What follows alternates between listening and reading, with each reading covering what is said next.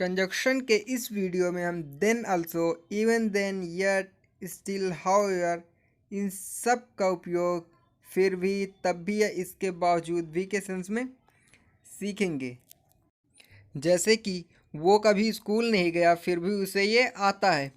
He never went to school, then also he knows. या he never went to school, even then he knows it. He never went to school, yet he knows it.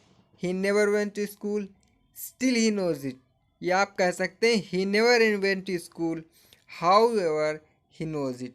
So दोस्तों, इनमें से आप किसी एक का भी उपयोग कर सकते हैं। वह अनपढ़ है तब भी उसका व्यवहार अच्छा है। He is illiterate, even then he behaves well. दोस्तों, मुझे उम्मीद है इस वीडियो से आपने काफ़ी कुछ सीखा होगा। वीडियो अच्छा लगा तो वीडियो को लाइक करें। तो मिलते हैं अगली वीडियो में, तब तक के लिए जय हिंद, वंदे मातरम।